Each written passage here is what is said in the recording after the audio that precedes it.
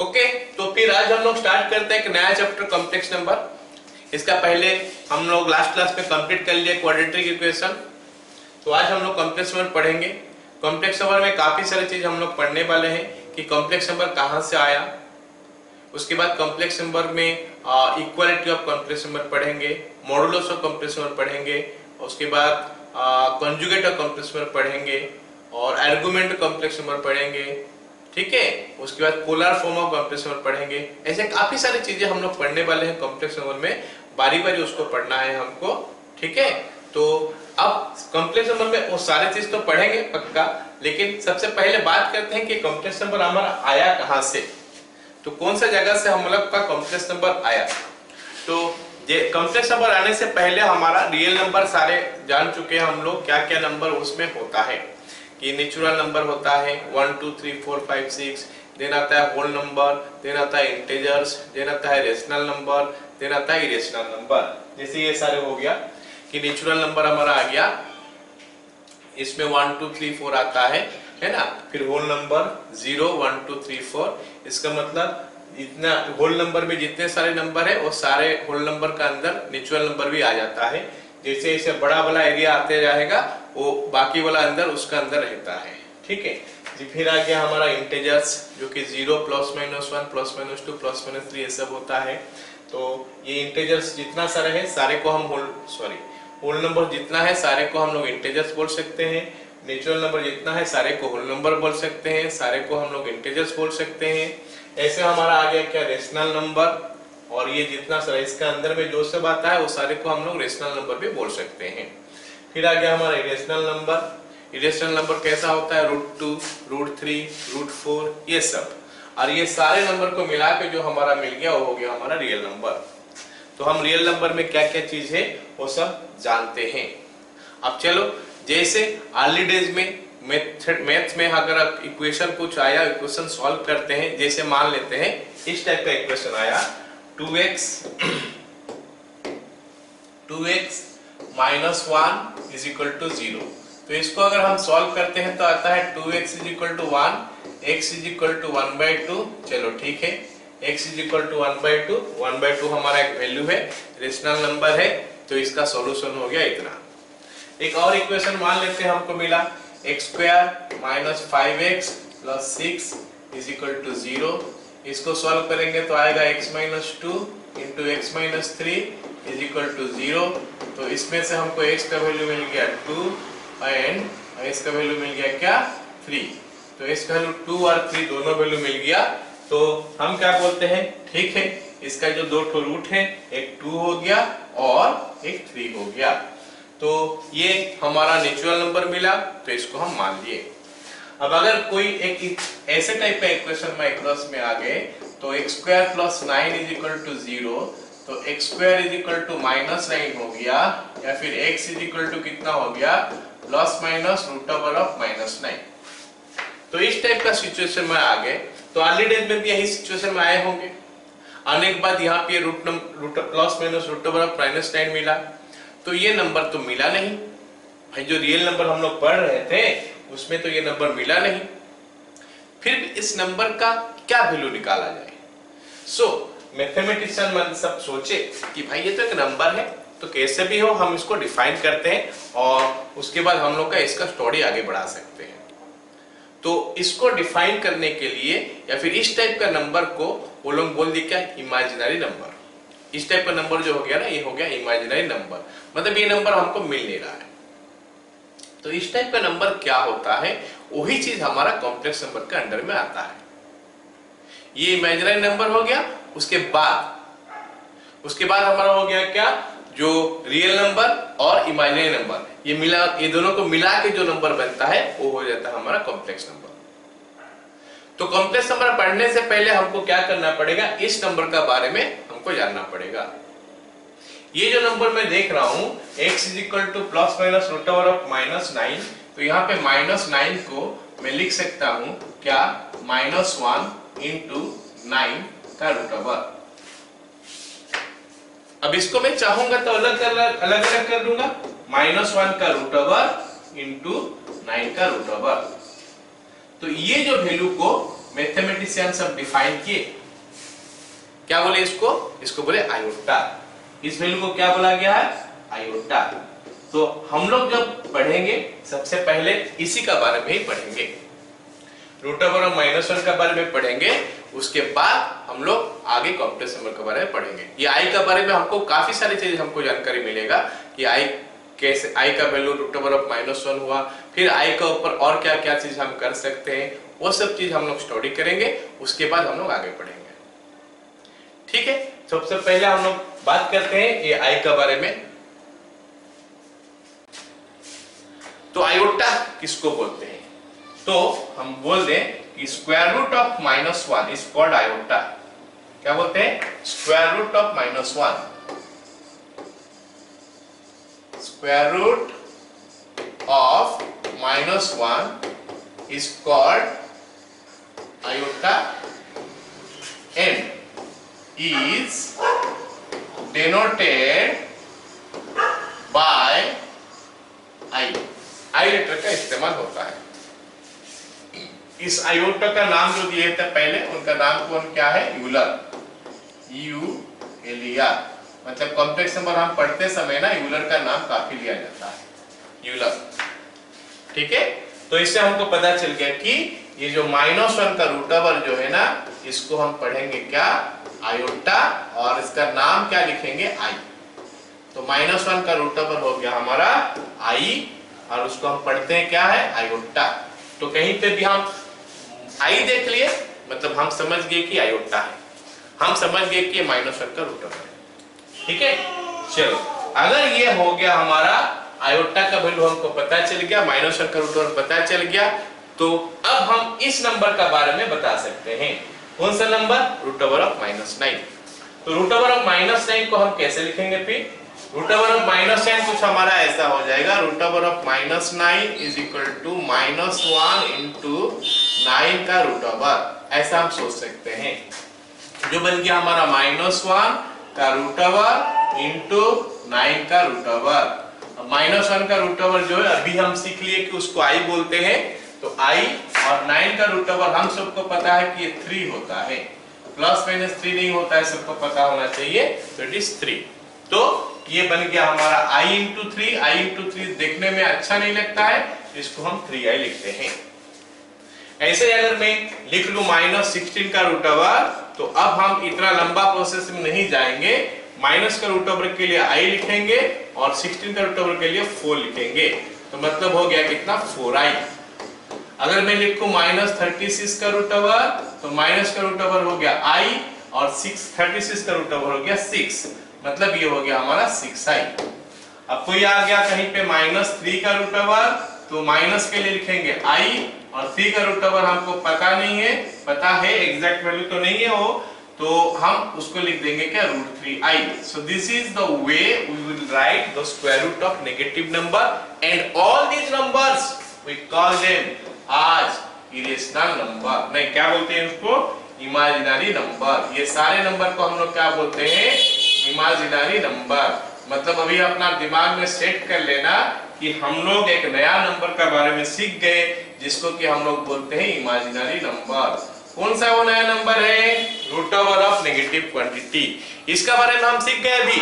कोई भी negative number जो है उसका रूट ओवर अगर हमको लेना है, तो वो आई और उसका रूट ओवर अगर निकल पाएगा तो लिख लेंगे, नहीं निकल पाएगा तो उसको ऐसे छोड़ देंगे रूट का फॉर्म में। तो उस चीज को हम बोलेंगे इमेजिनरी नंबर।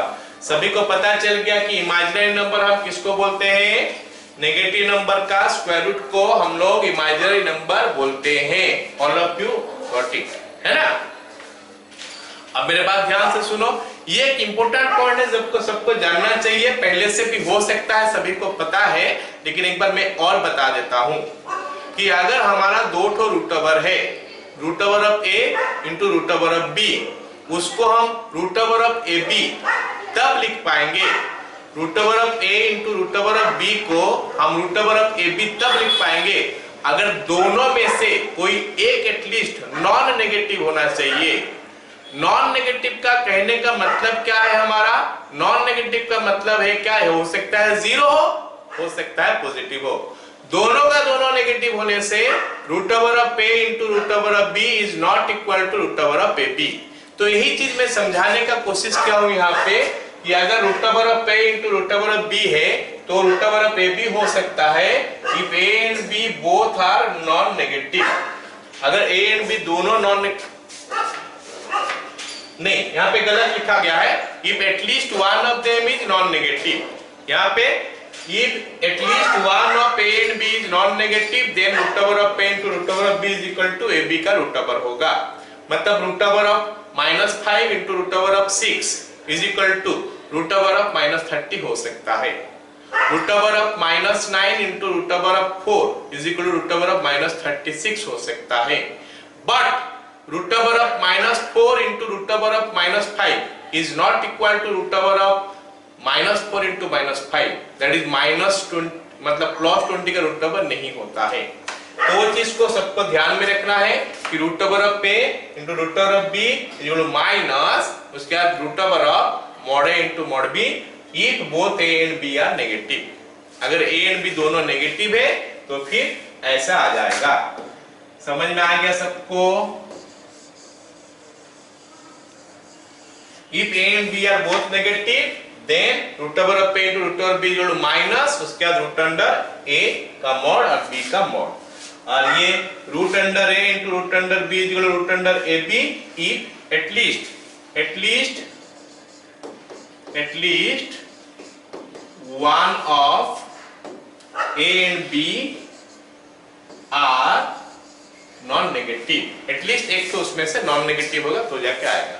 आई होप ये बात सबको समझ में आया। अच्छा, एक तो एग्जाम्पल लेके मैं एक तो समझा दे रहा हूं कि एग्जाम्पल अगर मैं ले लूं कुछ ऐसा, चलो एग्जाम्पल ले लेता हूं तो फिर उसको थोड़ा ज्यादा समझ में आएगा। Root over of -5 into root over of 4। तो यहाँ पे मैं देख रहा हूं कि दोनों का दोनों नेगेटिव नहीं है, एक तो एटलीस्ट नेगेटिव पॉजिटिव है, नॉन नेगेटिव बोलते हैं उसको। नॉन नेगेटिव का मतलब क्या होता है? पॉजिटिव और जीरो। पॉजिटिव भी हो सकता है, जीरो भी हो सकता है। तो इसको मैं लिख सकता हूं रूट ओवर ऑफ -5 इंटू 4। अगर लिखा है root over of 4 into root over of -3 तो मैं इसको लिख सकता हूं -12 का रूट ओवर। अगर लिखा है -4 इंटू -3 इसका रूट ओवर तो मैं इसको -4 इंटू -3 का रूट ओवर नहीं लिख सकता हूं। वो कंडीशन मेरे को मना करता है कि दोनों का दोनों नेगेटिव हो गया तो दोनों को एक रूट का अंदर नहीं घुसा सकते हम। अगर दोनों का दोनों नेगेटिव हो गया दोनों को एक रूट ओवर के अंदर नहीं घुसा सकते। एटलीस्ट वहां पे एक ठो नॉन नेगेटिव होना चाहिए, मतलब जीरो होने से भी चलेगा, पॉजिटिव होने से भी चलेगा। आई होप सभी को अभी ये वाला बात क्लियर हो गया। हाँ या ना, जल्दी से बोल दो। Yes sir. ठीक है, चलो अब सबको ये पता चल गया कि a इंटू बी का रूट ओवर हमेशा नहीं, root over of a into root over of b is root over of a b हमेशा नहीं होता है। चलो अब हम अगला टॉपिक पढ़ते हैं। अगला टॉपिक हो गया integral power of iota. Iota बोलने से सबको पता है कि i होता है। आयोटा बोलने से सबको पता है i होता है और i का इंटीग्रल पावर मतलब i का ऊपर इंटीजर बैठेगा। इंटीजर बोलने से क्या हो सकता है? 1 हो सकता है, 2 हो सकता है, 3 हो सकता है, 4 हो सकता है, -1 हो सकता है, -2 हो सकता है, -3 हो सकता है, -4 हो सकता है। ये सारी चीज हो सकता है। तो i का इंटीग्रल पावर के बारे में हम डिस्कस करेंगे। तो देखते हैं क्या होता है। यहाँ पे ऑल्दो मैं वैल्यू लिख के दिया हूं, थोड़ा समझा दो उसको। i is equal to root over of -1, ये सबको पता है। अगर मैं i स्क्वायर कर देता हूं तो -1 रूट ओवर का स्क्वायर, और सबको पता है कि -1 रूट ओवर का अगर हम स्क्वायर करें, किसी का भी रूट ओवर का स्क्वायर करें तो रूट ही हटता है, खाली रूट ही हटता है। रूट हट गया तो -1 हो गया। तो आगे से सबको हमेशा यूज करना है -1 i स्क्वायर के लिए। i तो रूट ओवर ऑफ -1 हो गया, बट रूट ओवर ऑफ -1 ना लिख के हम i ही लिखते हैं। तो डोंट ट्राई टू राइट, कहीं पे i लिखा है तो रूट ओवर ऑफ -1 लिखेंगे, ऐसा नहीं।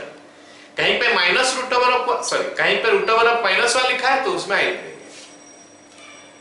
लेकिन i स्क्वायर कहीं पे लिखा होगा तो मैं उसमें -1 लिखूंगा, क्योंकि i स्क्वायर का वैल्यू -1 आया। अब अगर कहीं पे आई क्यूब आ गया तो आई क्यूब को मैं आई स्क्वायर इंटू आई सोचूंगा। आई स्क्वायर का वैल्यू -1 है, तो -1 इंटू आई मतलब -i। तो अब से आगे में मेरे को कहीं पे आई क्यूब मिल गया ना, मैं -i लिख दूंगा। कहीं पे कभी भी आई क्यूब मिल गया तो -i लिख दूंगा। अगर i टू द पावर 4 आ गया तो आई स्क्वायर इंटू आई होता, आई स्क्वायर होता है। आई स्क्वायर का वैल्यू -1, फिर से आई स्क्वायर का वैल्यू -1, कुछ रूट ओवर वगैरह नहीं है, तो ये तो रियल नंबर है। 2 टू -1 को मल्टीप्लाई करने से +1 आता है। तो आगे से कभी भी मेरे पास i टू द पावर 4 मिला तो हम लिखेंगे 1। तो इतना हमको समझ में आ गया कि भाई i के लिए कुछ नहीं लिखेंगे, वो तो i का फॉर्म में रहने देंगे, लेकिन वैल्यू हम जानते हैं कि i का मतलब रूट ओवर ऑफ -1 होता है। कहीं पे आई स्क्वायर आएगा तो मैं -1 लिखूंगा, आई क्यूब आएगा तो -i लिखूंगा, i4 आएगा तो 1 लिखूंगा। तो ये जो i4 इज इक्वल टू 1 हुआ ना, वो मेरे को एक तो बढ़िया से चीज दे रहा है। क्या दे रहा है?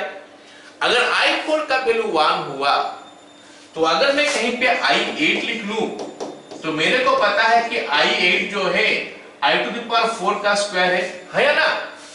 ऑब्वियस बात है। अच्छा, तो i टू द पावर 4 का वैल्यू तो 1 अभी पढ़ लिया हम, सो इट विल बी 1 का स्क्वायर। 1 का स्क्वायर होता है फिर से 1। अगर मैं कहीं i टू द पावर 12 लिख लूं तो i टू द पावर 12 का वैल्यू हो जाएगा i टू द पावर 4 का क्यूब। अब i टू द पावर 4 1 है, 1 का क्यूब हो गया 1, काम खत्म। तो फिर हमको क्या पता चला यहां से? i टू द पावर 4 1 है, i टू द पावर 8 1 है, i टू द पावर 12 1 है, तो i टू द पावर 16 भी 1 होना चाहिए, i टू द पावर 20 भी 1 होना चाहिए, और i टू द पावर 24 भी 1 होना चाहिए। तो कुछ तो जनरलाइजेशन चीज आ रहा है। मैं जो बता रहा हूं 4 8 12 16 ऐसे बता रहा हूं, इसका मतलब मल्टीपल ऑफ 4। तो i का पावर अगर मल्टीपल 4 होता है तो होना चाहिए 1।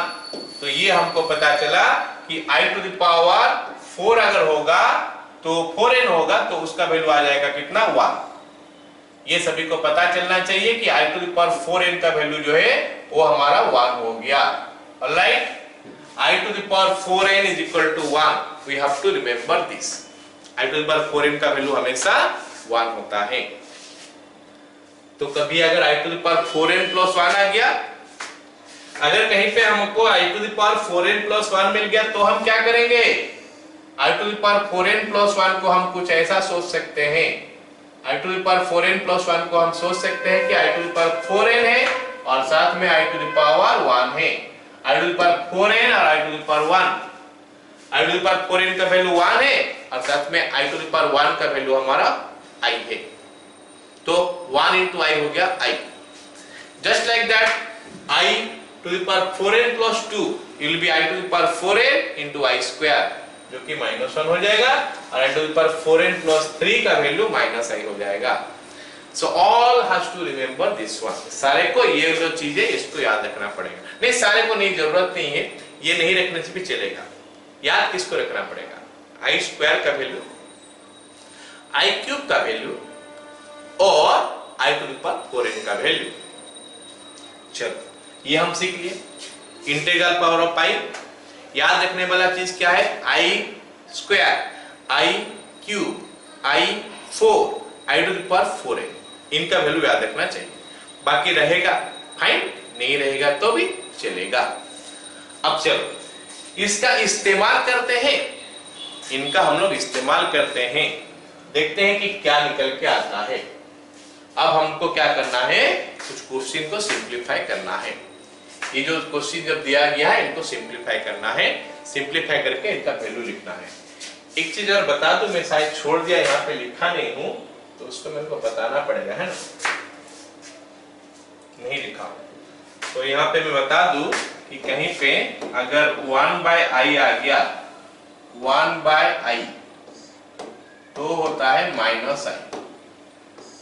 1/i का वैल्यू हो गया -i। बोलोगे सर कैसे? 1/i is equal to -i कैसे है? बता रहा हूं। 1/i अगर है तो मैं ऊपर i मल्टीप्लाई किया, नीचे i मल्टीप्लाई किया, तो ऊपर तो i रह गया, नीचे में हमारा आ जाएगा क्या? i square. और i स्क्वायर का वैल्यू सबको पता है 1। i by minus one is equal to minus I. I hope सभी को समझ में आ गया कि 1 बाय आई का वैल्यू माइनस आई होता है। क्लियर?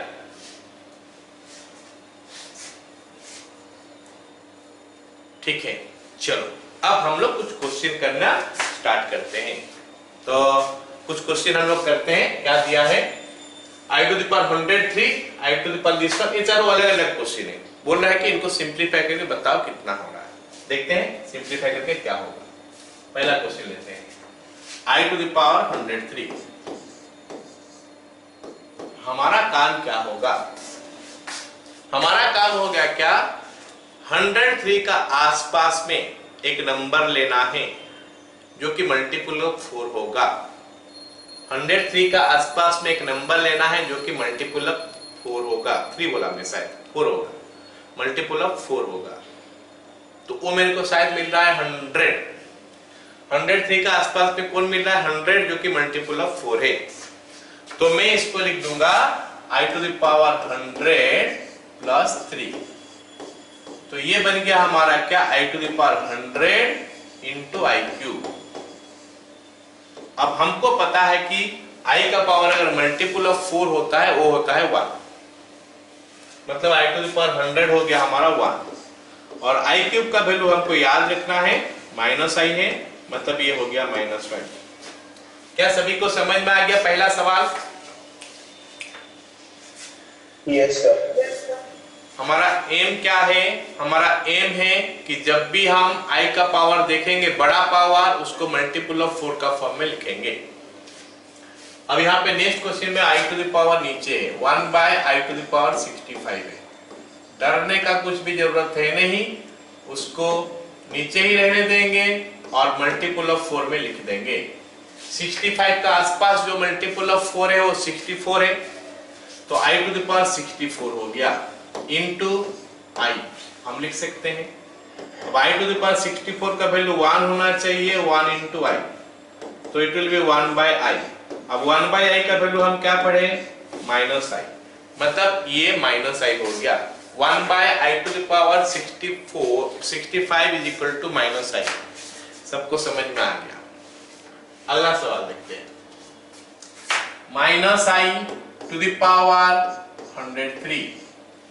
चलो ये माइनस को भगाते हैं। पहले माइनस को कैसे भगाते हैं? हमको पता है कि अगर पावर, माइनस का पावर इवन है तो +1 होता है, माइनस है तो ऑड है तो -1 होता है।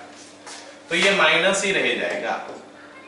साथ में i टू द पावर 103 है, और i टू द पावर 103 हम चाहेंगे तो एक बार और निकाल सकते हैं, लेकिन ये पहले से निकाला हुआ है तो उसको पुट कर देते हैं। Minus of minus I, the same way we put it, so that will make it i। सभी को समझ में आ गया है ना? अब आगे वाला करते हैं, minus i to the power 4n plus 3, minus i to the power 4n plus 3। तो इसको लिख सकते हैं minus i to the power 4n into minus i का क्यूब, ये हम लिख सकते हैं। अब minus i to the power 4n, minus का पावर इवेन, 4n हमारा इवेन होता है हमेशा के लिए, ऑड नहीं होता है। माइनस आई का पावर, माइनस का पावर इवेन मतलब +1, और i to the power 4n को i to the power 4n ही रहने देते हैं इनटू ये माइनस i का होल क्यूब, माइनस का क्यूब प्लस नहीं माइनस, और साथ में i cube minus i cube. अब ये हो गया i to the power 4n जो कि 1 है इनटू माइनस है, और i क्यूब का वैल्यू हमारा -i होता है, तो इसका आंसर हो गया i। सबको समझ में आया ये चारों बिट जो मैंने सिंप्लीफाई किया?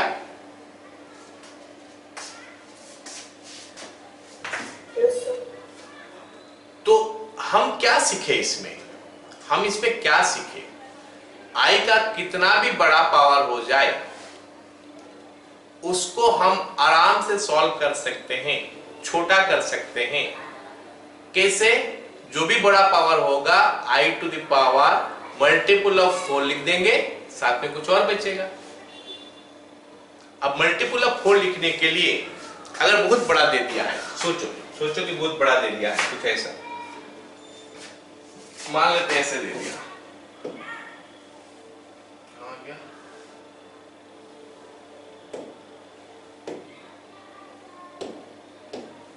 मान लेते ऐसे दे दिया I to the power 7 5 8 1 3। तो हम कैसे करेंगे इसको? बहुत टाइम लग जाएगा मल्टीपल ऑफ 4 निकालने के लिए। तो हम क्या करने वाले उस समय, मल्टीपल ऑफ 4 निकालने के लिए ओनली लास्ट टोटल डिजिट देखेंगे। लास्ट टोटल, पूरा से डिवाइड करने का जरूरत नहीं है, लास्ट 2 डिजिट देखेंगे। लास्ट 2 डिजिट अगर डिविजिबल बाय 4 होता है तो नंबर ऑटोमेटिकली 4 से डिवाइड हो जाएगा, मतलब मल्टीपल ऑफ 4 निकल के आ जाएगा। अभी तो नहीं है, 13 है। सो फिर मैं 13 का आसपास खोजूंगा, ना कि इतना बड़ा नंबर का आसपास खोजूंगा। 13 का आसपास मेरे को जो नंबर डिविजिबल बाय 4 मिल रहा है वो 12 है। 13 का आसपास जो नंबर डिविजिबल बाय 4 मिल रहा है वो हमारा 12 है।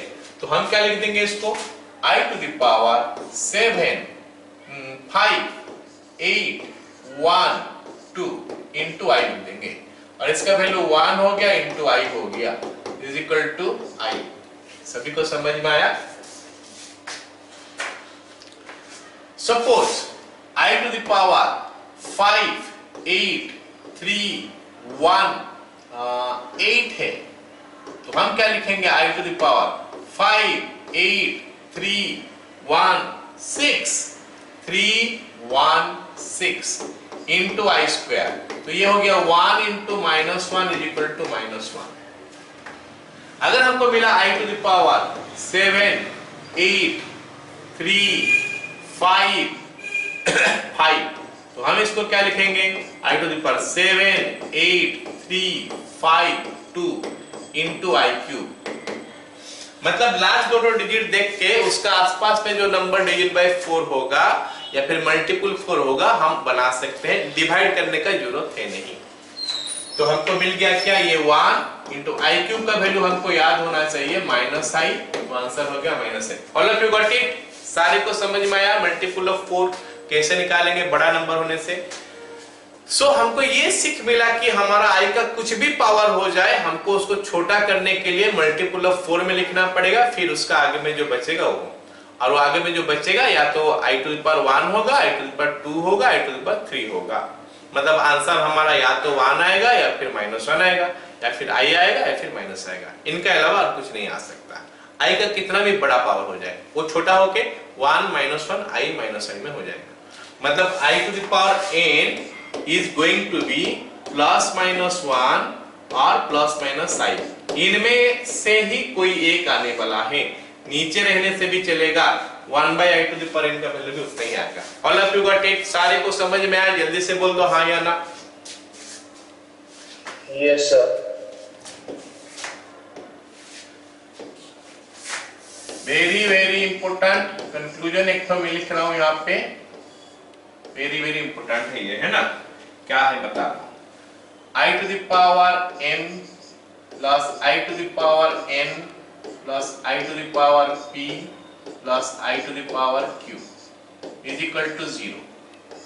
I to the power m plus I to the power n plus I to the power p plus I to the power q is equal to 0। कब कैसा? if PQRS या फिर MNPQ, if MNPQ are 4 consecutive numbers।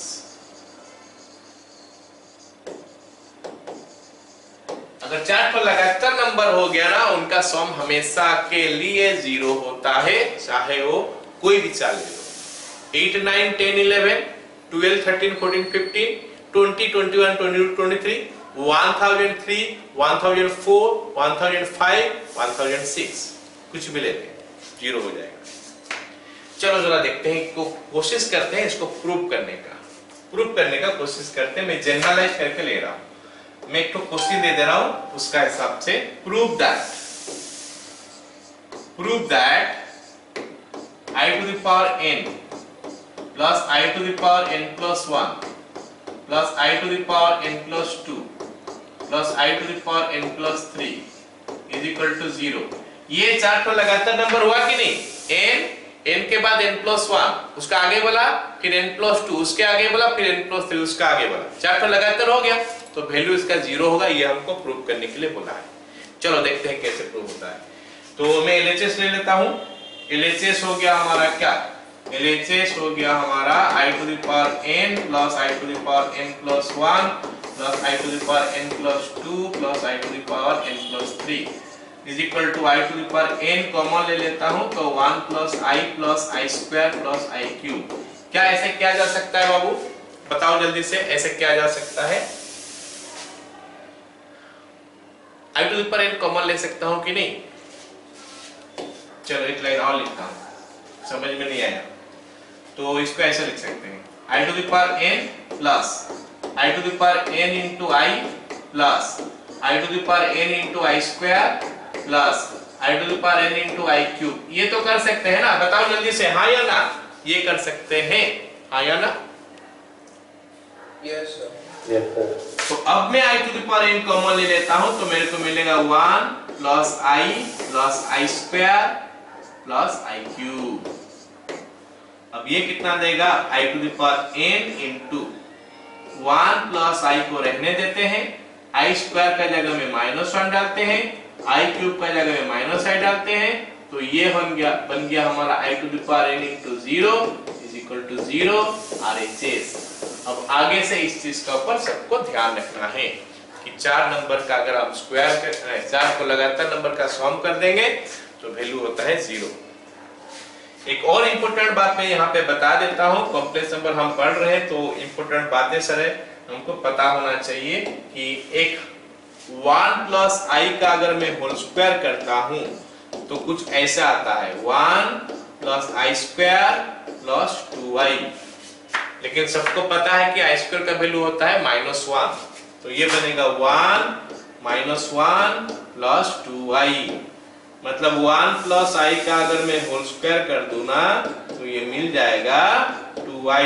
कितना छोटा बन गया जरा देखो, 1 प्लस i का होल स्क्वायर हमारा 2i हो जाता है। सभी को ये सारे बातें समझ में आ गया?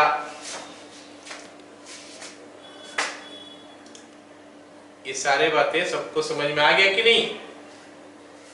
Yes, sir. Yes, sir. फिर अब हम क्वेश्चन करते हैं। एक नंबर क्वेश्चन तो हम पहले कर लिए सिंपलीफाई करने का, उसमें कुछ पॉइंट मेरा छूट गया था, हम लिखे नहीं थे तो यहाँ पे बता दिया पिछला पेज में। अब ये वाला क्वेश्चन हमको करने के लिए बोला है, if n is integer find the value of this. i to the power 4n plus 1 minus i to the power 4n minus 1 divided by 2। तो हमको बोला है कि इसका वैल्यू कितना है बता दो अगर n एक इंटीजर है। तो ऐसा कर सकते हैं ना, इसको i to the power 4n लिख सकते हैं into i minus i to the power 4n into i to the power -1 divided by 2। ये तो आराम से लिख सकते हैं हम। i to the power 4n 1 हो गया तो 1 इंटू i माइनस ये 1 इंटू 1 बाय i कर देते हैं, 1 into i minus 1 into 1 bye i divided by 2। अब हम यहां से एलसीएम ले लेते हैं, ऊपर से एलसीएम ले लेंगे तो i हो जाएगा एलसीएम, i हो गया हमारा एलसीएम, तो यहां पे आ गया हमारा i square minus 1 divided bye नीचे में हमारा 2 है। अब सबको पता होना चाहिए कि i स्क्वायर का वैल्यू -1 है, तो -1 या -1 हो गया is equal to -1 bye 2i, तो ये बन गया हमारा -2 बाय 2i, तो बन गया 1 bye i minus of 1 bye i। 1 bye i हम क्या पढ़े हैं? -i, तो ये बन गया हमारा i, क्योंकि 1 बाय i का वैल्यू -i होता है, as 1 bye i is equal to -i। तो ये क्वेश्चन का आंसर भी सभी को समझ में आ गया, आया ना? Yes sir. अब अगला सवाल देखते हैं। दिया है कि i to the power 27 plus 1 bye i to the power 97, इसका पावर हो गया 43 और इसका होल स्क्वायर है। एक्चुअली ना हमको डरने का एकदम जरूरत नहीं है, हमको डरने का जरूरत नहीं है। कौन सा चीज देख के बताओ? हमको ये जो पावर सब इतना बड़ा बड़ा दिया है ना, उनको देख के डरने का जरूरत है नहीं, क्योंकि हम सबको पता है कि आई का कितना बड़ा पावर हम सॉल्व कर चुके हैं। आई का इतना बड़ा पावर तो हम सॉल्व कर चुके हैं। ये तो 45, 33, 97 ऐसा है, ये तो लॉलीपॉप जैसा है, उसके हिसाब से देखा जाए तो ये सबको देख के हमको डरना नहीं है। हमको पता है कि क्या करना है। क्या करना है बताओ? आई टू द पावर जो भी पावर होगा, हमको क्या करना है? उसका नियरेस्ट वो नंबर लेना है जो कि 4 से डिवाइड होता है। हमेशा बड़ा पावर दिखेगा तो उसका नियरेस्ट वो पावर लेना है जो कि 4 से डिवाइड होता है। तो मेरे को मिल गया 27 का आसपास का 24 इंटू आई क्यूब, ये हम कर सकते हैं। कोई बोलेगा सर 28 माइनस 1 नहीं कर सकते क्या? कर सकते हो, फिर 1 बाई में आ जाएगा। वो केस में that will come as 1 by i, तो 1 by i को सॉल्व करना थोड़ा मुश्किल हो जाएगा। मुश्किल क्या, फिर ऊपर लाना पड़ेगा। तो बेटर है कि नहीं, माइनस तक मान जाओ, प्लस तक ही रखो। प्लस ये आ गया हमारा 1 by i to the power 97 है, तो i to the power 96 into i होता है। i to the power 96 into i to the power 43 और इसका होल स्क्वायर हो गया। स्मृति सिक्का बंद करो, ये बंद करो mic. Okay, so you are getting this much. अब आगे क्या करेंगे? आई टू द पावर 24 हमारा 1 हो गया, ये माइनस आई हो गया, ठीक है कोई बात नहीं। ये 1 हो गया, ये 1 बाई आई हो गया।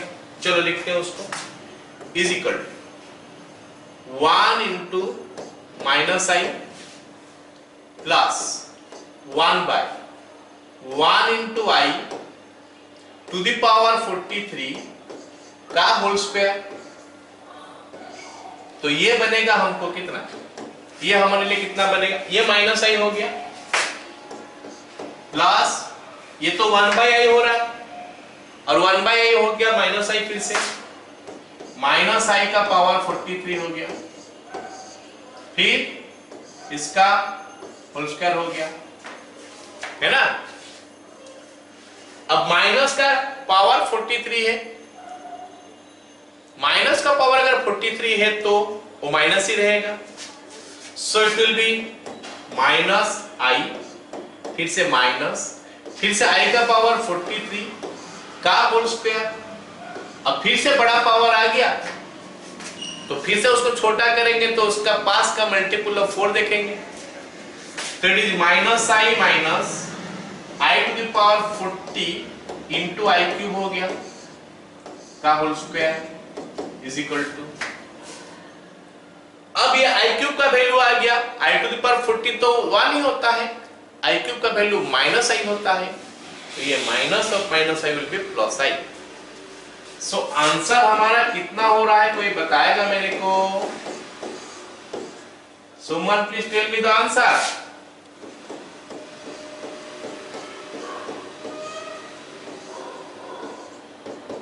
आंसर इज, ये माइनस आई हो गया, ये प्लस आई हो गया, 0 माइनस आई प्लस आई तो 0 हो गया। 0 का कुछ भी पावर करो 0 ही आता है, तो ये आ गया हमारा 0। तो कहने का मतलब है कि आई का बड़ा पावर को हम कैसे रिड्यूस करते हैं, सभी को कुछ आइडिया हुआ कि नहीं? कुछ क्या, सारे आइडिया होना चाहिए, पूरा आइडिया हो जाना चाहिए कि आई का बड़ा पावर होगा, तो in that case we will do it this way. Got it all of you?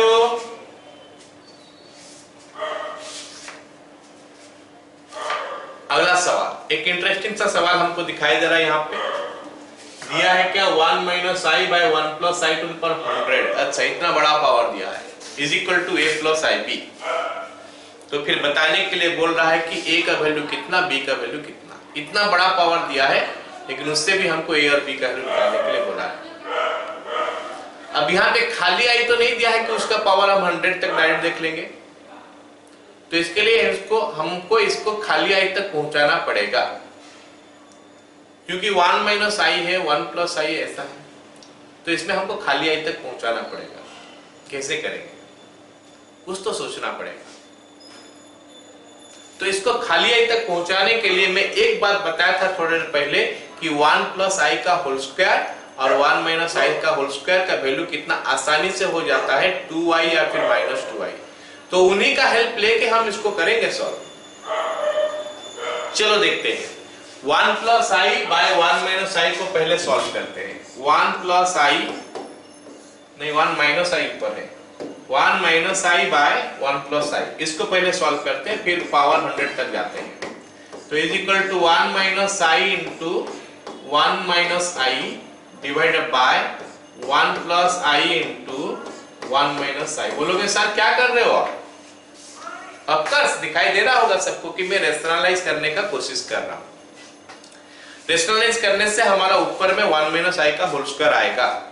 देखते हैं, 1 माइनस आई का होल स्क्वायर आ गया, ये नीचे आ गया हमारा 1 माइनस आई स्क्वायर, क्योंकि ये ए स्क्वायर माइनस बी स्क्वायर हो गया। अब इसको अगर मैं एक्सपांड करूंगा तो you will get 1 plus I square minus 2i। Although हम इसको सॉल्व कर चुके हैं, बस जरा सा इंफॉर्मेशन देने के लिए कि इसका वैल्यू 2i या माइनस 2 आता है। जब भी 1 माइनस आई का होल स्क्वायर 1 प्लस आई का होल स्क्वायर देखो या फिर पावर और भी बड़ा देखो तो खुश हो जाओ, क्योंकि इसका जितना भी बड़ा पावर होगा कोई प्रॉब्लम आपको नहीं दिलाएगा। स्क्वायर कर देंगे तो फट से वो निकल के आ जाएगा आई। फिर जितना बड़ा पावर दिया होगा उसको लिख लेंगे, फिर आई का पावर कुछ भी होता है उसको रिड्यूस करना हम सीखे। सो इतना आ गया। अब देखते हैं इसको आगे क्या करेंगे। 1 minus 1, 1 minus 1 minus 2i divided by नीचे 2 हो गया, तो आंसर माइनस आई हुआ। तो ये हमारा 1 minus i by 1 plus i का सिंप्लीफिकेशन का लास्ट स्टेप है। तो इसको भी अगर अपना दिमाग में बैठा दोगे ना तो भी अच्छा है कि 1 minus i by 1 plus i का simplification at the end minus i तक पहुंचाता है मेरे को। 1 plus i by 1 minus i हो जाएगा ना अगर, तो फिर उसको प्लस आई तक पहुंचा देगा। एनीवे, अब चलो हम कोशिश करते हैं क्वेश्चन को करने का।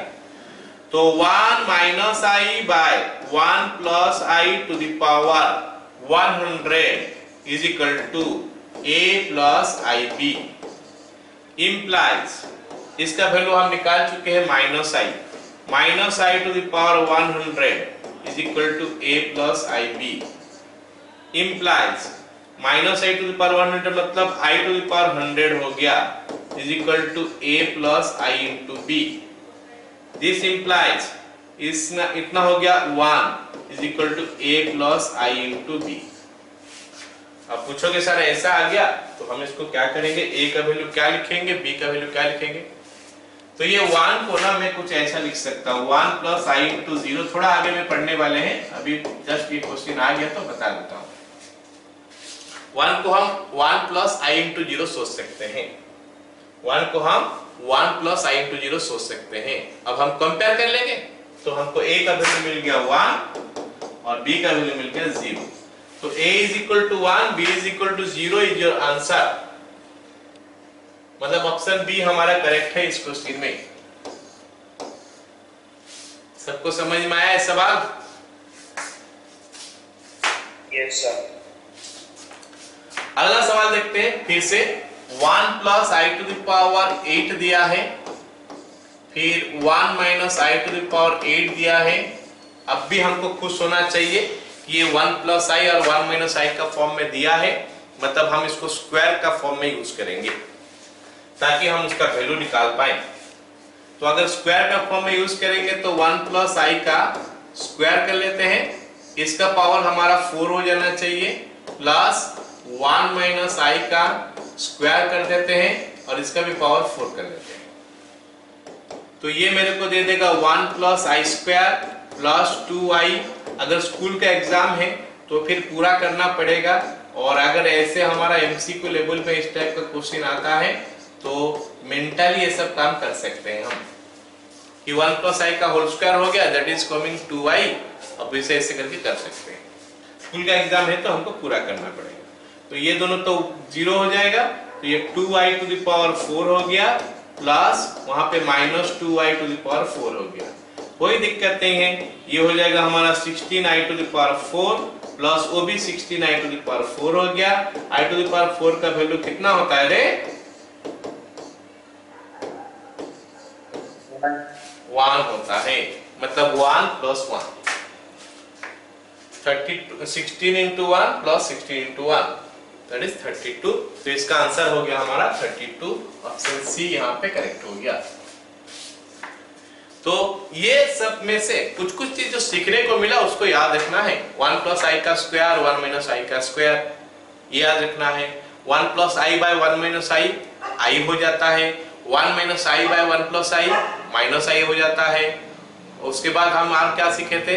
i to the power m, i to the power n, i to the power p, i to the power q, 4 conjugative number मिलेगा तो 0 हो जाता है ना। चलो आगे देखते हैं। ये क्वेश्चन बोला क्या है? i square plus i to the power 4 plus i to the power 6 plus i to the power 8 plus i to the power 10 plus i to the power 12। कुछ ज्यादा में लिख दिया, जितना दिया है उससे आगे ऐसे करके क्या है ये, ऐसे करके up to 2n plus 1 terms. अच्छा, ये 2n प्लस 1 टर्म्स बोलने से कोई समझता है कि क्या है? 2n प्लस 1 टर्म्स का मतलब कोई समझते हो क्या है? 2n प्लस 1 टर्म्स का मतलब होता है odd number of terms, odd number of terms. जैसे मान लेते हैं 5 है, 7 है, 9 है, 11 है, 15 है, ये सब ऑड नंबर ऑफ टर्म्स आता है।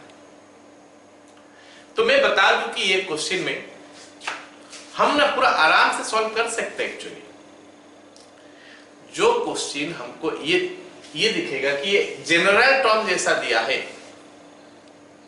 तो मैं एग्जांपल का हिसाब से जो बताया, ध्यान से सुना मेरी बात, क्योंकि इसका शॉर्टकट ही है बता रहा हूं मैं।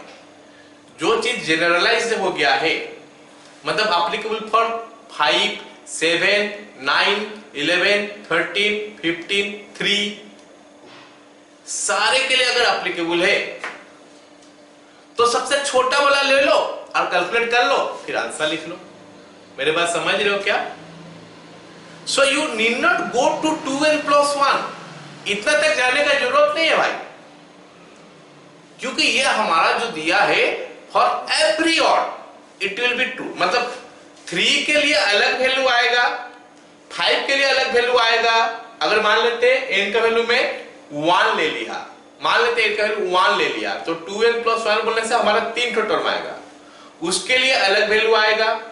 n का वैल्यू अगर 2 ले लिया तो इसका वैल्यू 5 आ जाएगा, उसके लिए अलग आएगा। ऐसा नहीं है, ऐसा नहीं है। It is applicable for all value of n, सारे n के लिए एप्लीकेबल होना चाहिए। तो क्यों ना हम सबसे आसान तरीका से इसको सॉल्व करें। सबसे आसान तरीका क्या है? सबसे कम वैल्यू तक पहुंच जाए। सबसे कम वैल्यू कैसे पहुंचेंगे? n का वैल्यू 1 डाल देंगे तो 3, तो 5 3 तो ही ले लो ना, वही हमारा आंसर दे देगा। हम इतना नहीं करेंगे, हम घबराएंगे नहीं, इतना सारे दिया हमको घबराना नहीं है। हमको ये बोला है कि सारे के लिए आपने को बोला, मतलब फास्ट 3 ठोक में भी ये काम बन जाएगा। फास्ट 3 ठोक ले लेते हैं, क्या है ये 3, ये 3 मेरे को दे रहा है -1, ये मेरे को +1 दे रहा है, और i टू द पावर 6 हो गया, i to the power 4 into i square, that is equal to, ये तो 0 हो गया, i टू द पावर 4 1 हो गया, इंटू -1 हो गया, आंसर -1 है। क्या सभी को समझ में आया क्वेश्चन?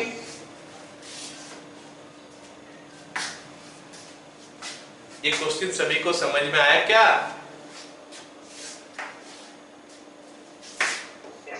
इसमें मैं क्या ट्रिक बोला और ट्रिक समझ में आया?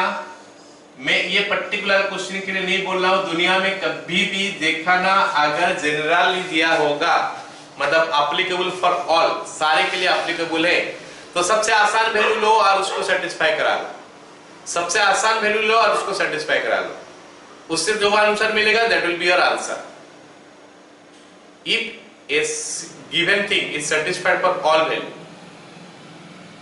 अगर कुछ वैल्यू के लिए है तो फिर हम उसको करके देखेंगे, 3 टो के लिए अलग होगा, 5 टो के लिए जहां पे अलग हो जाएगा तो केस में निकालना पड़ेगा। आगे समझ में सबको? चल अगला क्वेश्चन देखते हैं। बोला कि the least positive integral value of n, तो यहां पे जो बोला है ना positive integral value of n, इसका मतलब क्या हो गया? इसका मतलब हो गया 1 से स्टार्ट करना है हमको। पॉजिटिव इंटीग्रल वैल्यू का मतलब 1, इंटीग्रल मतलब 0 प्लस माइनस 1 प्लस माइनस 2, ये सब चीज जरा ध्यान से जाओ। पॉजिटिव इंटीग्रल, ये सब टर्म जो है ना ध्यान से समझना है। Positive integral non negative integer,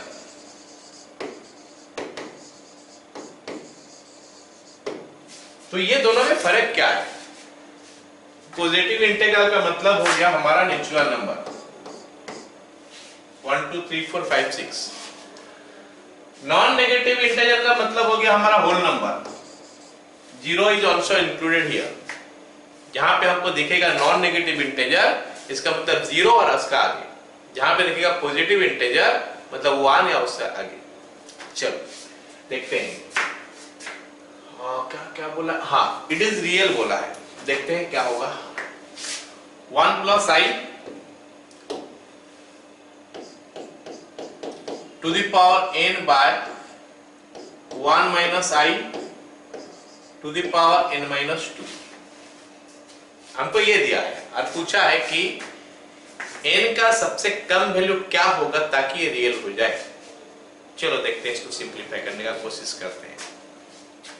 थोड़ा देर पहले हम 1 plus i by 1 minus i के बारे में बात कर रहे थे, यहां पे भी कुछ ऐसा ही है, लेकिन पावर थोड़ा उल्टा पुल्टा दिया है, ऊपर में अलग दिया है, नीचे में अलग दिया है, लेकिन उसका वैल्यू तो i आता है, तो क्यों ना हम वहां तक पहुंच जाए थोड़ा बहुत सिंपलीफाई करने का बाद। तो हम क्या करेंगे, दोनों का पावर ना एक कर देंगे, तो 1 plus i to the power n, इसको 1 minus i to the power n कर देते हैं। ऐसा कैसे कर सकते हैं? कुछ अलग दिया है, हम कुछ अलग कैसे लिख सकते हैं? मतलब सेम तक करने के लिए अलग लिखेंगे, फिर उसके मतलब ये और ये अलग करेंगे, फिर उसका सामने और जो बचा होगा उसको लिख देंगे। तो is equal to 1 minus i to the power minus 2, इतना हो गया, ठीक है, कोई बात नहीं। अब कुछ दूर तक सेम हो गया, 1 plus i to the power n हो गया, 1 minus i to the power n हो गया, ये दोनों को इकट्ठे कर सकते हैं, और ये पावर माइनस 2 है तो ऊपर चढ़ा देते हैं, प्लस 2 हो जाएगा। तो अब क्या बन जाएगा, 1 plus i by 1 minus i to the power n into 1 plus i का होल स्क्वायर, 1 माइनस i का होल स्क्वायर हो गया। इसका सिंप्लीफिकेशन पूरा कर सकते हो, मैं कर नहीं रहा हूं, मैं डायरेक्ट लिख दे रहा हूं, i रेशनलाइज करके किया जा सकता है टू द पावर n, और ये क्या बन गया 1 plus i square minus 2i। तो अब क्या बनेगा, i to the power n into 1 minus 1 minus 2i। अब ये क्या बन गया, माइनस ये दोनों कैंसिल हो गया, 2 into i to the power n plus 1। ठीक है, आया समझ में सबको? यहां तक सबको समझ में आया?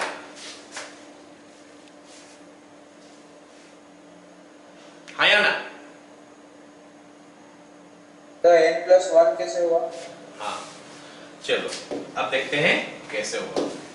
तो यहाँ पे i to the power n बचा इंटू माइनस 2 इंटू i बचा, है ना?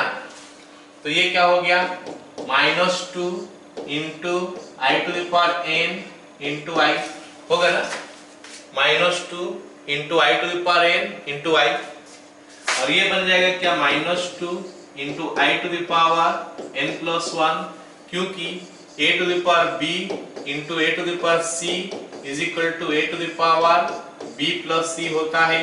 ये सभी को पता होना चाहिए। बेस सेम है तो पावर जुड़ जाएगा। यहाँ पे बेस i है, यहाँ पे भी बेस i है, तो इसका पावर n है, इसका पावर 1 है, तो पावर जुड़ गया, i to the power n plus 1 हो गया। अब यहाँ तक सबको समझ में आया कि नहीं, बताओ अभी। यस। अच्छा, अब देखते हैं कि n का वैल्यू क्या होगा। सबसे लीस्ट बोला है कि लीस्ट पॉजिटिव इंटीग्रल वैल्यू, जिसके लिए कि ये क्या हो जाएगा, रियल नंबर। अब ये रियल नंबर होने के लिए ना i गायब होना चाहिए, रियल नंबर होने के लिए i गायब होना चाहिए। चलो देखते हैं, अगर n का वैल्यू 1 लेता हूं तो if n is equal to 1, if n is equal to 1, देखते हैं क्या i गायब हुआ कि नहीं, क्योंकि 1 से ही स्टार्ट करेंगे। पॉजिटिव इंटीग्रल वैल्यू बोला है तो 1 से ही स्टार्ट करेंगे। तो ये क्या हो जाएगा, -2 i to the power 2 -2 i square -2 into -1 is equal to 2। अरे i तो गायब हो गया ना, i तो गायब हो गया। तो अगर गायब हो गया i, इसका मतलब ये 1 ही इसका आंसर है। इसका आंसर क्या हो गया, 1। रियल का मतलब जिसमें i नहीं होगा बाबू, जो इस जगह में i नहीं होगा उसको ही हम रियल बोलते हैं।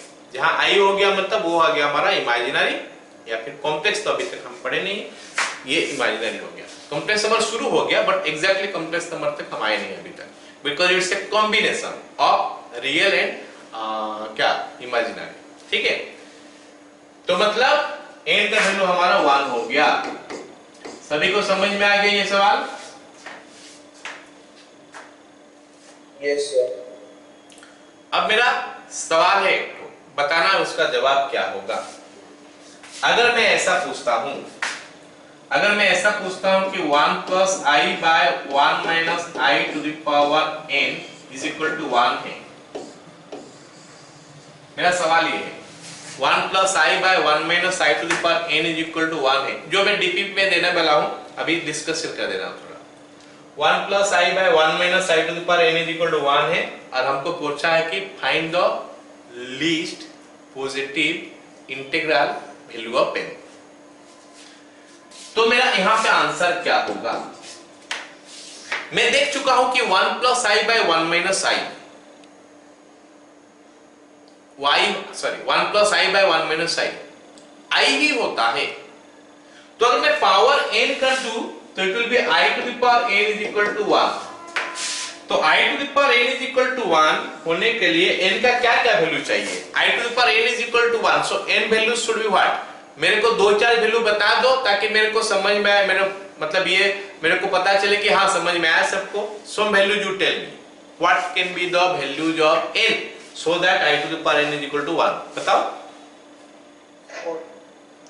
सम ऑफ द वैल्यूज, एक वैल्यू नहीं बहुत सारे वैल्यू बताओ। ठीक, 4 है, 8 है, 12 है, 16 है, 20 है, बहुत सारे वैल्यू है। सवाल मेरे को बोला है कि मिनिमम वैल्यू, लीस्ट बोला value, so the answer is 4। तो कहने का मतलब है यहां पे 4 होगा। अगर इस सवाल में यहां पे 1 ना दे के बोल देता कि रियल, तो देखता कि कब रियल होता है। रियल मतलब आई गायब, रियल का मतलब आई गायब हो जाएगा यहां पे। तो मैं n इज इक्वल टू 1 डालता हूं तो i रह गया, गायब नहीं हुआ, मतलब 1 तो नहीं हो सकता। n इज इक्वल टू 2 डालूंगा तो i स्क्वायर, और हमको पता है कि i स्क्वायर का वैल्यू -1 होता है, i गायब, मतलब n का वैल्यू 2 हो सकता है। अगर n का वैल्यू 3 लिया तो i क्यूब का वैल्यू -i है, गायब नहीं हुआ, मतलब 3 नहीं हो सकता। n का वैल्यू 4 लिया तो i टू द पावर 4 1 गायब हुआ गया है, मतलब n का वैल्यू 4 हो सकता है। तो ऐसे अगर देखेंगे तो 2 4 6 8 10 12 ऐसे आता है। लेकिन अगर मेरे को पूछा गया लिस्ट पॉजिटिव तो इट विल बी 2। आगे समझ में? ठीक है, चलो अगला सवाल देखते हैं।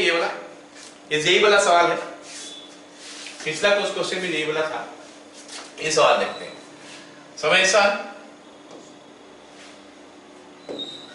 Summation n is equal to 1 to 13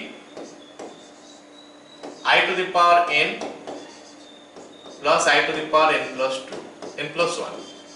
हमको बोला है कि इसका वैल्यू निकालो। तो मैं इस चीज को क्या बोल रहा हूं, समेशन पढ़ रहा हूं। इसको क्या पढ़ रहा हूं, समेशन। ये सिग्मा का सिंबल है, इसको मैं समेशन बोल रहा हूं। साथ में क्या दिया है, n is equal to 1 to 30।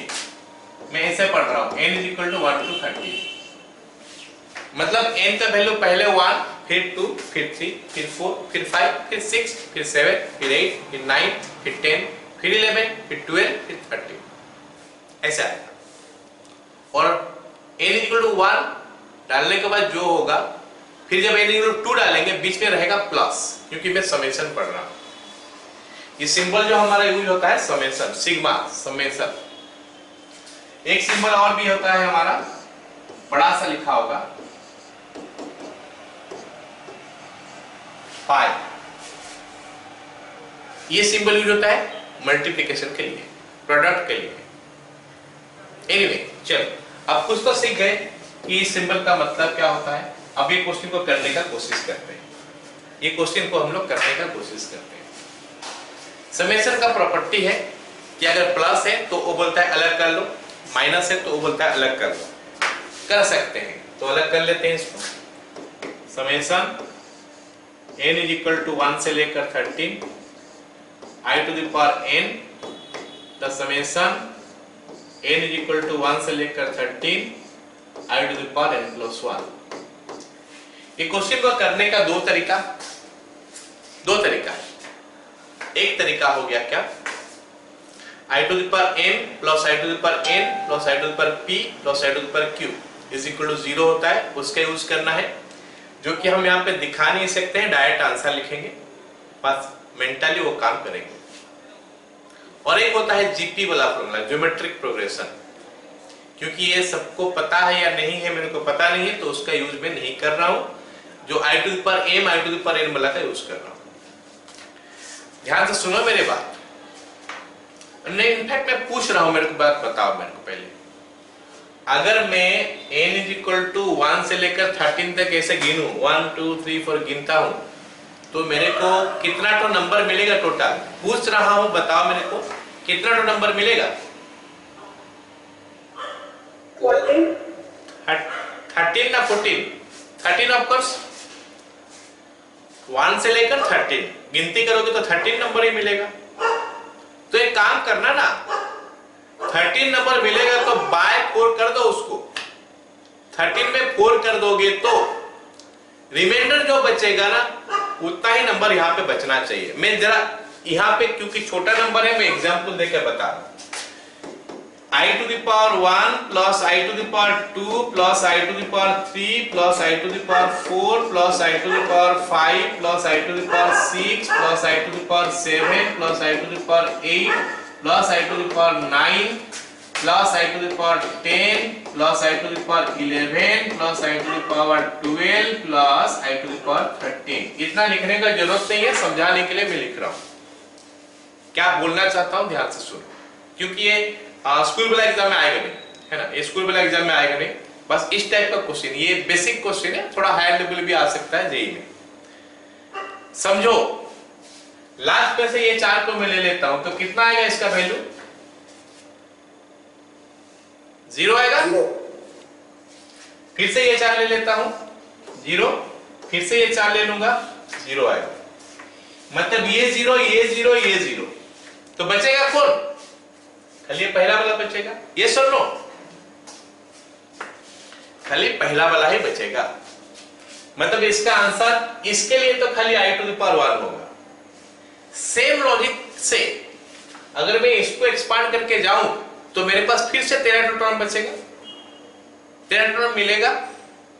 उसमें से अगर लास्ट में से 4 करके मैं ग्रुप करते आऊं तो कटते जाएगा, सारे 0 होते रहेगा उस सबका value. So it will be left with only 1 again. So you are going to get what? I square there. क्या समझ में आया सबको? हाँ या ना? So what will be the answer to this question? ये क्वेश्चन का आंसर क्या होगा? आंसर हो जाएगा क्या? इसमें से i बचेगा, उसमें से i स्क्वायर बचेगा, i minus 1 is equal to हाँ उतना ही हो गया आंसर क्या? i माइनस 1 हो गया हमारा आंसर। ये हो गया आंसर। ठीक है, लेकिन इन जीपी अगर हम जीपी का फॉर्मूला यूज करेंगे तो फिर हम इसको दिखा सकते हैं कि कैसे हो रहा है। अभी हम मेंटली वो सब काम करेंगे। चलो इसी क्वेश्चन को मैं थोड़ा आगे बढ़ाता हूं। मान लेते ऐसे दिया है summation n is equal to 2 से लेकर या फिर 1 से लेकर, है ना, 1 से लेकर 26 तक दिया है, i to the power n बोला है। तो मैं जस्ट जानना चाहता हूं, मैं सिखा पाया कि नहीं वो जानना चाहता हूं। तो इसमें हमारे पास दो ठो टर्म बचेगा, ये सबको समझ में आना चाहिए। अब बोलोगे सर दो ठो कैसे बचेगा? तो i टू द 1 से लेकर 26 तक 26 टर्म्स विल बी देयर। तो मैं 4 का ग्रुप करना चाहता हूं तो बाय 4 कर दूंगा, बाय 4 करूंगा तो 6 4 जा 24 और दो ठो बचेगा, मतलब 6 ठो ग्रुप हो जाएगा, सारे का सारे जीरो होते रहेगा, दो ठो बच जाएगा। और दो ठो बच जाएगा तो क्या होगा? फिर n का वैल्यू 1 डालोगे तो i आएगा, n का वैल्यू 2 डालोगे तो i स्क्वायर आएगा, तो i माइनस 1 आएगा। अरे बोलो समझ में आया सबको? यस। क्वेश्चन गड़बड़ करा सकता है, कराया जा सकता है कुछ ऐसा। Summation n is equal to 2 से लेकर 26 i to the power n plus 1 ऐसा देगा, 2 से लेकर 26। अब यहां पे हमको ये समझना है कि ये ऊपर वाला हमारा आंसर नहीं है, ऊपर वाला हमारा आंसर नहीं है। हमारा आंसर क्या है? मतलब सॉरी नंबर ऑफ टर्म्स नहीं है, हमारा नंबर ऑफ टर्म्स क्या है? यहां से यहां तक काउंट करेंगे तो कितना होगा देखेंगे। तो अभी 25 हो रहा है क्योंकि 1 हम नहीं किए हैं काउंट। 25 टर्म्स अगर है तो ग्रुप ऑफ 4 करेंगे तो बाय 4 कर दो, ग्रुप ऑफ 4 6 तो निकल के आ जाएगा, एक तो बच जाएगा और वही एक तो हमको आंसर देगा i to the power 3 is equal to minus i। जरा जल्दी से बता दो सबको समझ में आया ये बात? Yes sir. तो इस जगह में हमको समझना है कि how many terms are there. और अगर हम इस लॉजिक से कर रहे हैं कि 4 ठो कंजुगेटिव टर्म्स का सम 0 होता है तो हम लिख नहीं सकते बहुत कुछ, बस समझ सकते हैं।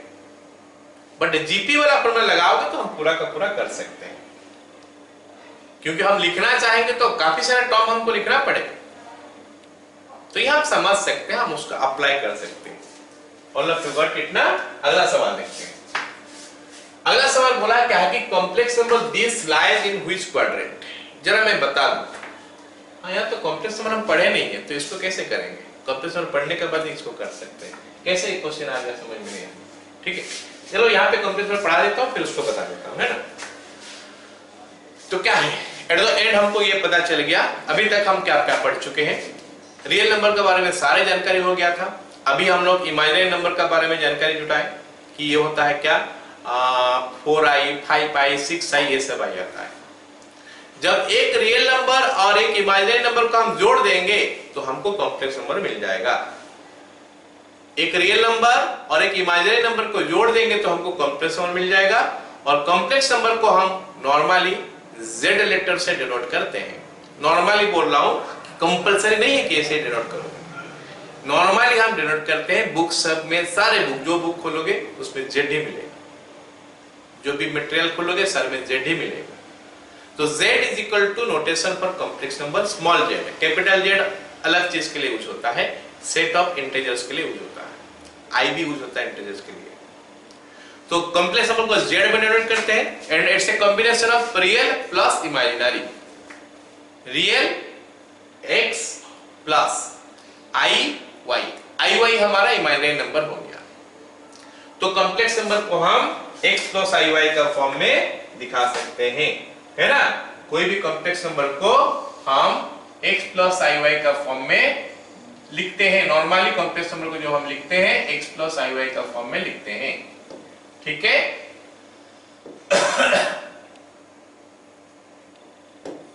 कॉम्प्लेक्स नंबर को हम x प्लस आई वाई का फॉर्म में लिखते हैं। इसका दो पार्ट होता है, एक रियल पार्ट और एक इमेजिनरी पार्ट। तो बच्चे हमेशा कंफ्यूज हो जाते हैं इमेजिनरी पार्ट में।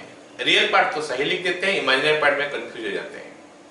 तो इमेजिनरी पार्ट में सबको ध्यान रखना है कि आई वाई नहीं होता है, खाली वाई होता है, आई नहीं होता है साथ में।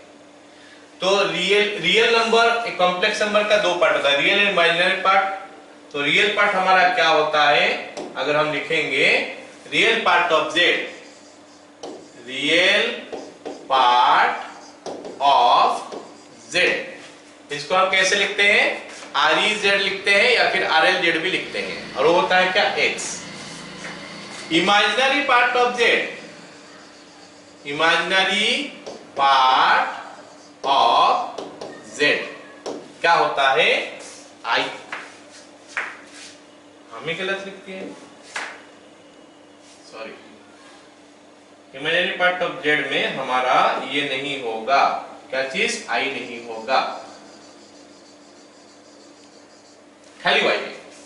ठीक है, इमेजिनरी पार्ट ऑफ जेड में खाली वाई होगा, आई नहीं आएगा। तो जैसे कॉम्प्लेक्स नंबर को ऐसा लिखा गया, अगर मैं एक एग्जांपल दे दूं, z is equal to 3 plus 4i, यहाँ पे आई वाई लिखा गया है क्योंकि अलजेब्रा का फॉर्म में लिखा गया तो खराब नहीं दिख रहा है, बट अगर नंबर का साथ लिखेंगे तो i इंटू 4 अच्छा नहीं दिखता है, तो उसको 4i हम लोग लिखते हैं। तो अगर मैं इस कॉम्प्लेक्स नंबर का रियल पार्ट के बारे में पूछूं तो real part of z is equal to 3 हो गया, और मैं इसका इमेजिनरी पार्ट के बारे में पूछूं तो imaginary part of z is equal to 4 हो गया।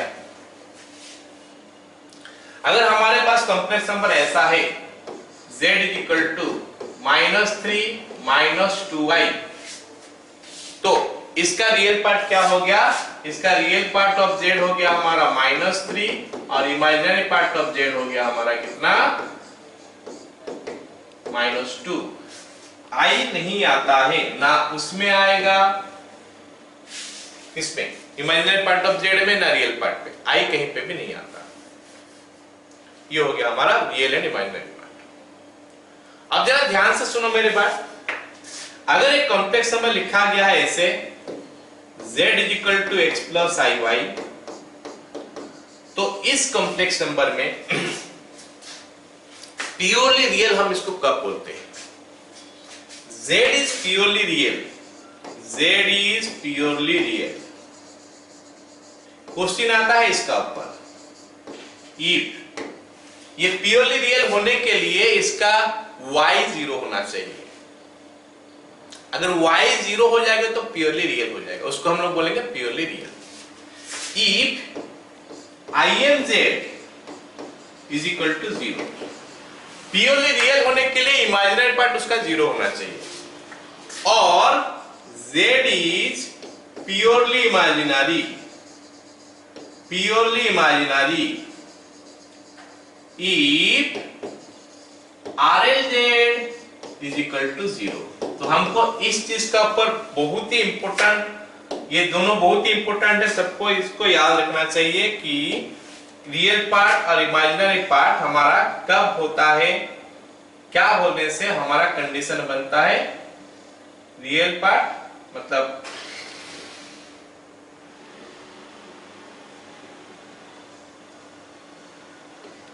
हो गया ना।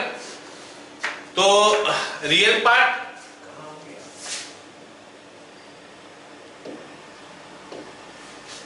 तो रियल पार्ट हमारा कितना होना चाहिए और इमेजिनरी पार्ट हमारा कितना होना चाहिए, ताकि हम बोल पाए कि ये जो है कंप्लीट मतलब प्योरली रियल है या प्योरली इमेजिनरी है। ठीक है,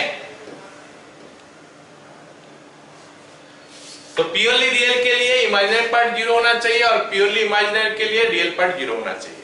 ठीक है, तो इसका ऊपर हम क्वेश्चन देखते हैं कैसे दिया है। देखो ये कॉम्प्लेक्स नंबर है, z is equal to x square minus 1 plus i into y plus 5। जरा ध्यान से सुनना, यहाँ पे फर्स्ट बिट बोला है क्या, प्योरली रियल। अगर ये प्योरली रियल है तो बता दो कि भाई x का वैल्यू कितना है, y का वैल्यू कितना है। अगर ये कॉम्प्लेक्स नंबर प्योरली रियल है तो फिर x का वैल्यू बताओ और y का वैल्यू बताओ। तो प्योरली रियल है तो इसका मतलब imaginary part of z is equal to 0। Imaginary part of z is equal to 0। Imaginary part हमारा है क्या, y प्लस 5। तो y प्लस 5 का वैल्यू 0 है तो y माइनस 5 हो गया। अरे बताओ समझ में आया, y का वैल्यू अगर -5 होगा तो ये प्योरली रियल हो जाएगा। लेकिन सवाल में तो मेरे को बोला है कि x एंड y दोनों निकालने के लिए बोला है। अभी तो मैं x निकाला हूं, y निकाला हूं, खाली x तो निकाला ही नहीं। तो अब अगर y का वैल्यू -5 हो गया तो ये कोई भी हालत में अभी रियल होने वाला है। कोई भी हालत में अगर y का वैल्यू -5 हो गया तो फिर हमारा x का वैल्यू क्या हो सकता है, कोई भी रियल नंबर, और डिपेंड नहीं किया रियल होने के लिए। So that is why x is real number. तो अगर मेरे को बोलेगा कि इसमें x और y का वैल्यू बताओ तो x का वैल्यू कोई भी रियल नंबर, y का वैल्यू -5। अब अगर मैं सेकंड बिट में आ जाता हूं जो कि मेरे को बोला है प्योरली इमेजिनरी।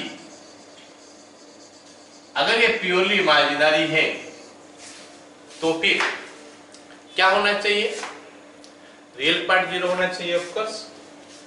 तो real part of z is equal to 0। लेकिन रियल पार्ट है कितना इसका, x square minus 1। x square minus 1 is equal to 0, x square is equal to 1, x is equal to plus minus 1। अब जैसे ही यहां पे x का वैल्यू 1 हो गया, -1 हो गया, ये वाला पार्ट 0 हो गया, मतलब वो प्योरली इमेजिनरी बन चुका है। प्योरली इमेजिनरी बन चुका। अब y कुछ भी हो क्या फर्क पड़ता है, y कुछ भी हो क्या फर्क पड़ता है। तो हमारा y का वैल्यू क्या हो जाएगा, y बिलोंग्स टू R। ठीक है, तो ये हमारा प्योरली इमेजिनरी हो गया। अब लास्ट पॉइंट बोल के हम लोग आज का क्लास यहाँ पे खत्म करेंगे। ठीक है, लास्ट पॉइंट मैं बोल रहा हूं, क्या 5 हमारा एक कॉम्प्लेक्स नंबर है। मैं पूछ रहा हूं अभी, क्या 5 हमारा एक कॉम्प्लेक्स नंबर है, हाँ या ना बोलो। हम कॉम्प्लेक्स नंबर पढ़ रहे हैं तो क्या 5 इज ए कॉम्प्लेक्स नंबर हम बोल सकते हैं, हाँ या ना। Yes sir. हाँ, अब अभी हम बोल सकते हैं कि 5 is also a complex number. क्या 5 रियल नंबर बोल सकते हैं, हाँ। क्या 5 रेशनल नंबर बोल सकते हैं, हाँ। क्या 5 को हम इंटीजर बोल सकते हैं, हाँ। क्या 5 को नेचुरल नंबर बोल सकते हैं, वो भी हाँ। तो अगर मेरे को ये बोला गया है कि 5 इज ए कॉम्प्लेक्स नंबर बोल रहे हो तो फिर इसको कॉम्प्लेक्स नंबर का फॉर्म में लिख के बताओ, क्योंकि कॉम्प्लेक्स नंबर तो ऐसे नहीं लिखा जाता है ना। कॉम्प्लेक्स नंबर को लिखने का तरीका तो ये होता है ना। कॉम्प्लेक्स नंबर को लिखने का तरीका ये होता है x प्लस iy। अब वो खाली 5 है, कैसे कॉम्प्लेक्स बोल रहे, तो उसको कॉम्प्लेक्स में लिखेंगे कैसे फिर। तो उसको कॉम्प्लेक्स में लिखने के लिए हम क्या करेंगे, 5 प्लस i इंटू 0 का इस्तेमाल करेंगे। मतलब every real number can be expressed in terms of the complex number. -3 को लिख सकते हैं, हाँ। -3 को भी कॉम्प्लेक्स का फॉर्म में लिखा जा सकता है, -3 प्लस i0।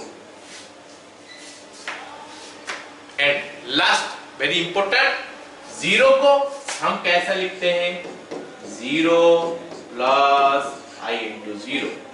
सो 0 को हम लिख सकते हैं 0 प्लस i0। तो अब हमको यहाँ पे पता चल गया कि एवरी नंबर जो हम पढ़ चुके हैं, पढ़ रहे हैं या पढ़ने वाले हैं, उसको कॉम्प्लेक्स नंबर बोला जा सकता है। कॉम्प्लेक्स नंबर का ऊपर और कोई नंबर हम पढ़ने वाले हैं नहीं जिंदगी में। अभी कॉम्प्लेक्स नंबर हमारा लास्ट नंबर है, तो सारे नंबर कॉम्प्लेक्स नंबर के अंडर में आ सकते हैं।